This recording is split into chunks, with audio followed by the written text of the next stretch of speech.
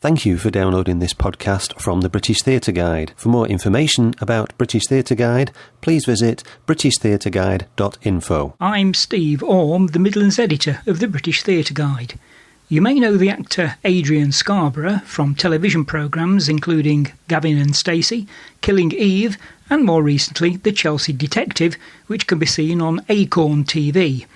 Now he's returning to Nottingham Playhouse in a new play called The Clothes They Stood Up In. I spoke to him during rehearsals and he explained how he turned to writing the script, which started off as a novella by Alan Bennett. He also spoke about how Nottingham Playhouse has played such a big part in his life and how he accepted some good advice earlier in his career. But first, he explains how the project came to fruition. Well, I read Alan Bennett's novella when it first came out. I was working with him at the time, actually, and I just thought it was the most wonderful, tasty, delicious story, filled with his, fantastic trademark, hilarious dialogue. But it was very moving story, I thought. So it sort of stayed in my head, and my wife's head too, really, to the point where we bought a copy of Alan recording the audio of it, and we would play it on quite a regular basis. It sort of turned into, as we used to do it when we were decorating bedrooms or the hall, or we just sort of put it on, one of those jobs that you have to do that takes a long time, and it was a really, really lovely way to kind of, fill the hours cutting in with Alan's voice on in the background, and we just came to know the story incredibly well, and our kids came to know the story incredibly well, and it just became something that one quoted in our house and in our family an awful lot. So it's been around for quite a long time, sitting in the back of my head, really. And I talked to him about it once and said it would make the most wonderful play. And he said, yes, he had been thinking of turning it into a play. And then when I saw him next, I sort of said, have you gone any further with that? And he went, no, I don't think that'll happen. And then it just, a completely off-the-cuff remark, which he might well regret, he said, you should do it. And the thought just sort of sat there, really, in my head for a while, and eventually I kind of got round to doing it. Yeah. Did Alan Bennett give it his blessing? He has absolutely given it his blessing, yes. It's extraordinary.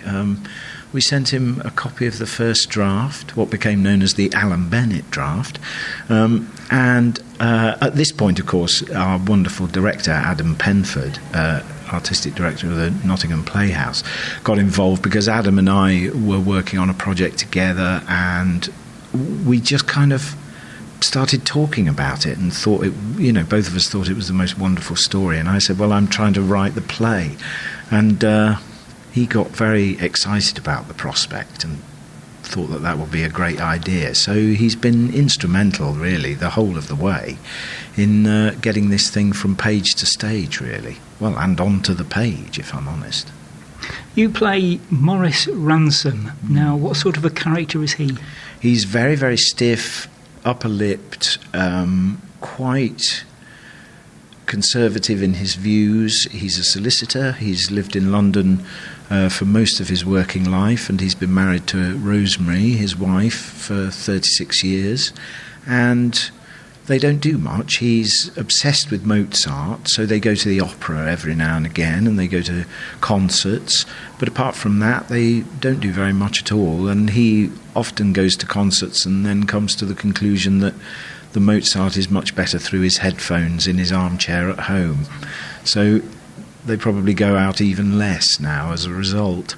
And he's a bit of a bully, and he treats his wife not terribly lovingly, but that's a kind of delicious combination of things to play as an actor. It's just lovely to have all of those foibles wrapped up in one man, and it makes for a lot of comedy and a lot of good humour. But it's also quite touching in that their marriage is sort of in a difficult and desperate place, really.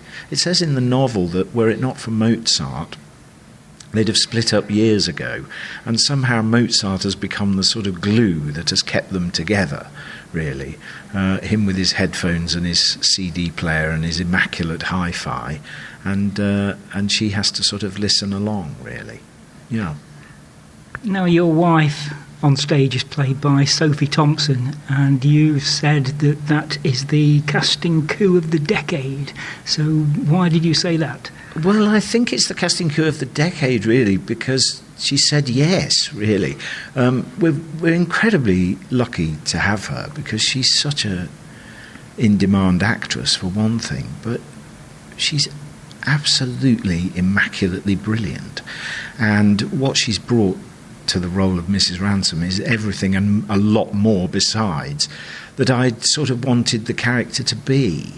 She's funny, she's inherently witty and clever and quick thinking and sparky, but she also has the capacity to be very, very moving. And as all good character actresses are, you know, she has the capacity to really inhabit and embody both the humour and the seriousness of a person in a very three-dimensional way. And she can move you to tears, and in fact does at one point in the play, which I'm not going to reveal. The entire cast and crew who were sitting in the first run-through that we did the other day just started blubbing like children, because she just moved us so wonderfully. It's with this extraordinary revelation that happens 2/3 of the way through the play. And, she's just been completely brilliant. And it's a huge undertaking for her. She's sort of hoisted this role onto her shoulders and really run with it. And, you know, she's sort of like she's like a long-distance runner with it. And she's just very, very, you know, she starts out very, very slowly, but she's scaling mountains out there and doing it very, very brilliantly. Well worth seeing.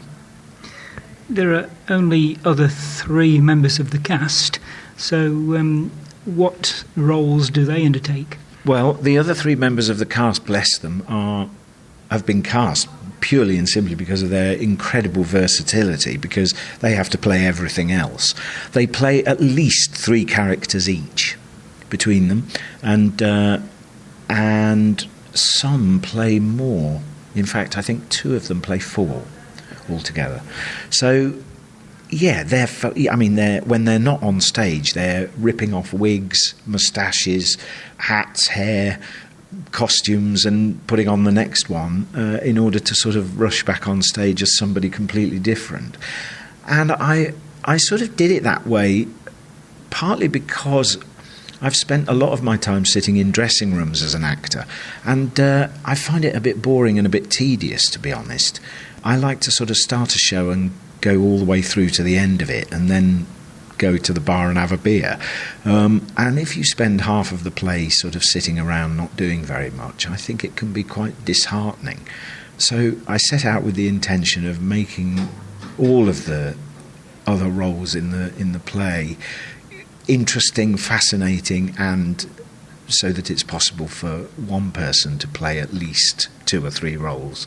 And it really, really works. And hopefully the audience...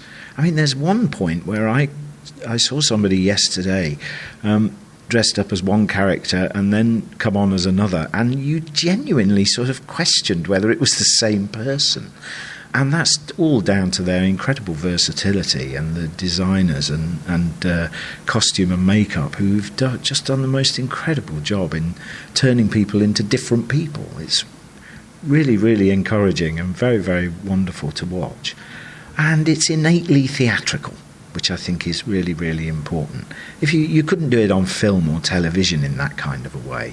So the theatre's sort of the only medium in which you could get away with it, really. So we are. Is this the first thing you've written? Well, I've been writing for many, many years, but not really in a particularly professional capacity. So I've done quite a lot of editing over the years of short stories. I'm a great letter writer. I write poems, and I've written little skits here and there and various bits and pieces, but this is the first time it's certainly the first time I've properly and seriously adapted a full-length play.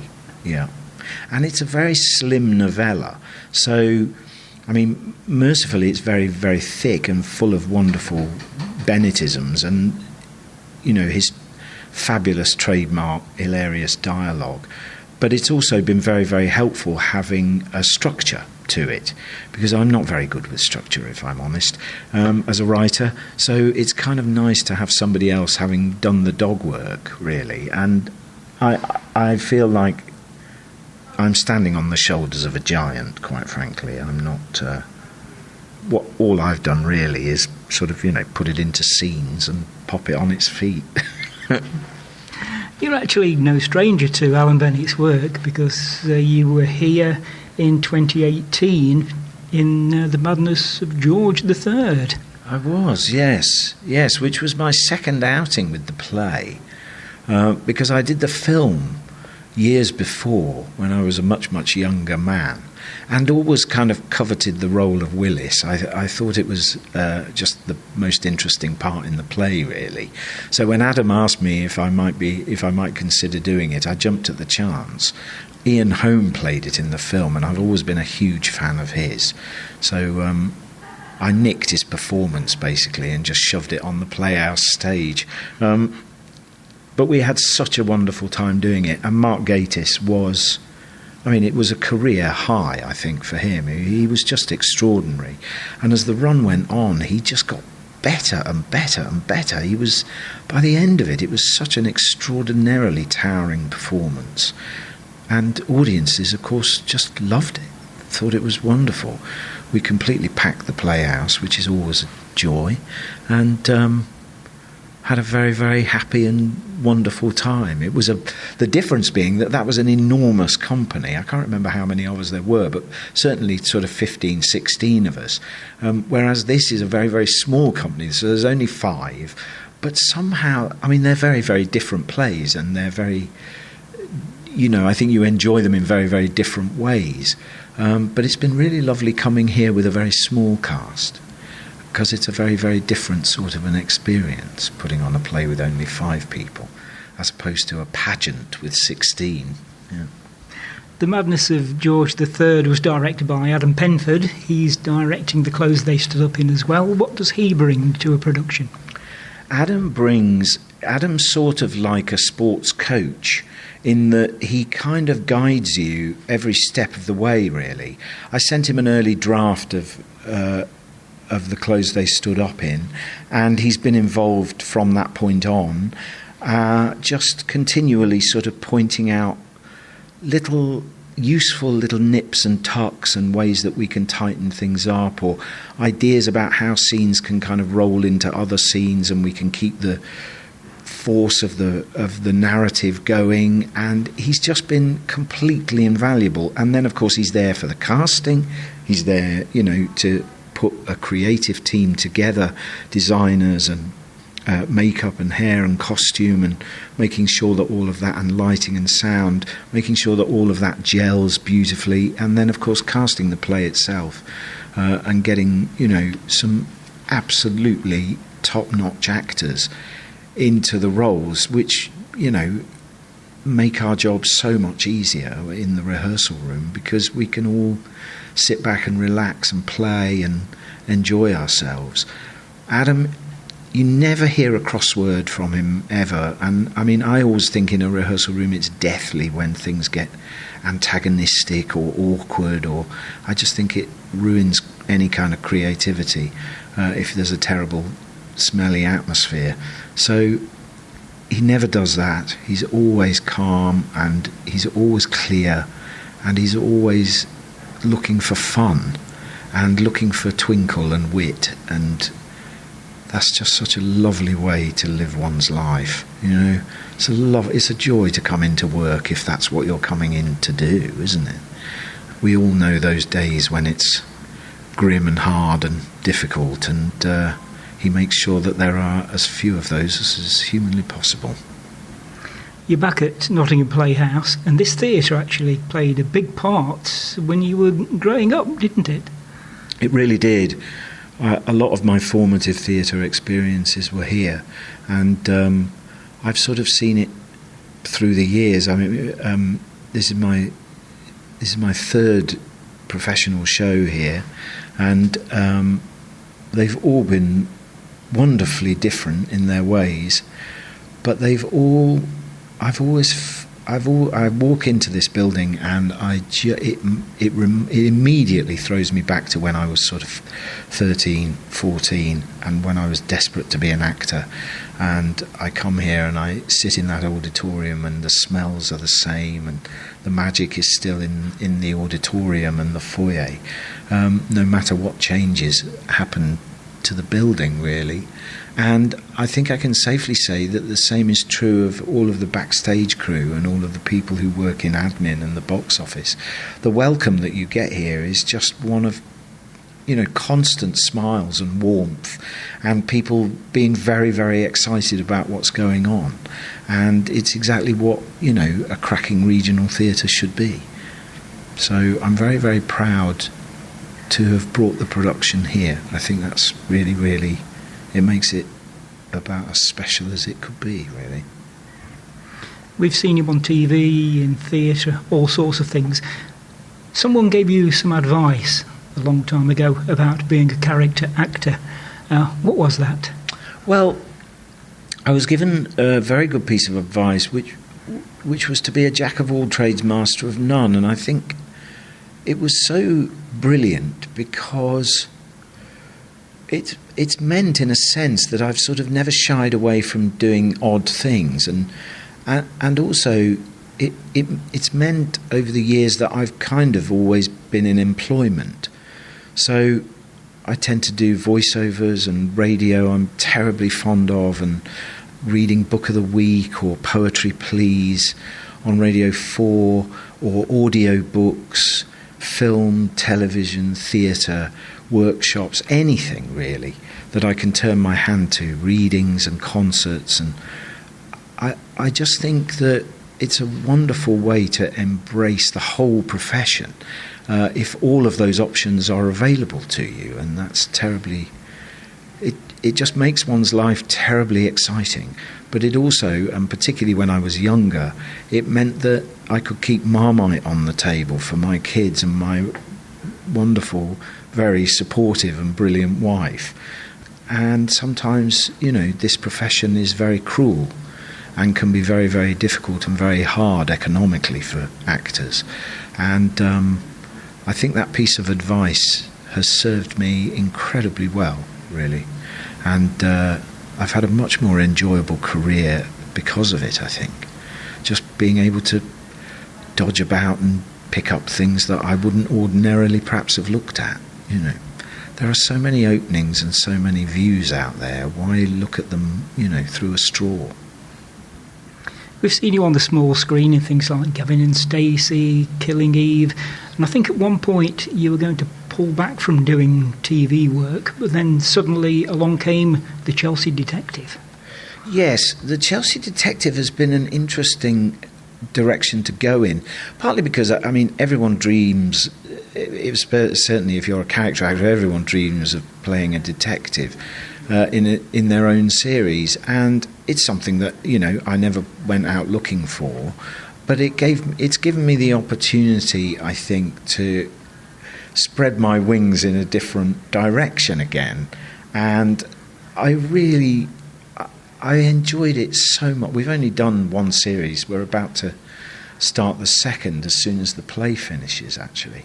And I'm so looking forward to going back for a second go, just to kind of, just to embed it a bit more, and because everybody feels now that we kind of know what it is, and we know who Max Arnold is, and we know the way in which he works and functions and how he operates, and it'll be really, really exciting to kind of go into a project feeling really confident about who he is. And also, of course, the writers this time around know who all the regular characters are, so they can actually specifically write for them, rather than hedging their bets, not knowing who's going to take the role, and sort of having to manipulate them accordingly. So this is it's a very, very one. I mean, as my years go, to actually have my own. Well, it's not my play, but it's Alan and my play on at the Nottingham Playhouse, and to follow that up with a second series of Chelsea Detective is really quite something. And I hear that tickets for The Clothes They Stood Up In are selling very well. You must be very grateful. I mean, get them while they're hot, because we're not here for long, and I wish we were doing a slightly longer run.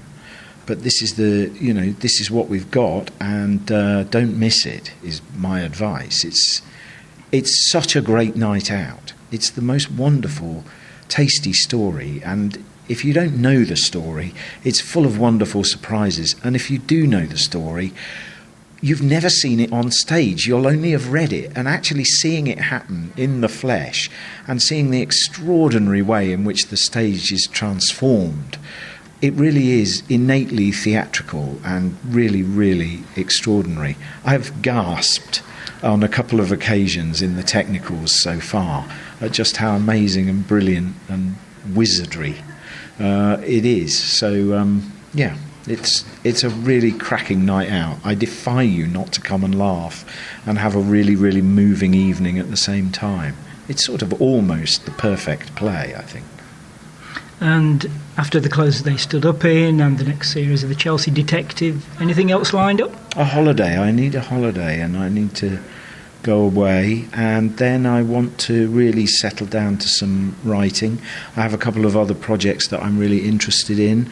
I built myself over the summer when I got a bit of time to spare. I've built myself a writer's room, and I haven't yet actually sat in it and done any writing because I've been so busy building the thing. But I'm really, really excited about getting up there, and it's got this incredible view down the valley where I live, and with this wonderful rolling sky and lots of light, and also I can see all of my crops from my window, so I can see how my potatoes and my onions and my elephant garlic is doing, and my brassicas, and hopefully we'll get a bit of writing done at the same time. The Clothes They Stood Up In opens on Friday the 9th of September and runs until Saturday the 1st of October. You've been listening to a podcast from British Theatre Guide. For more information, please visit britishtheatreguide.info.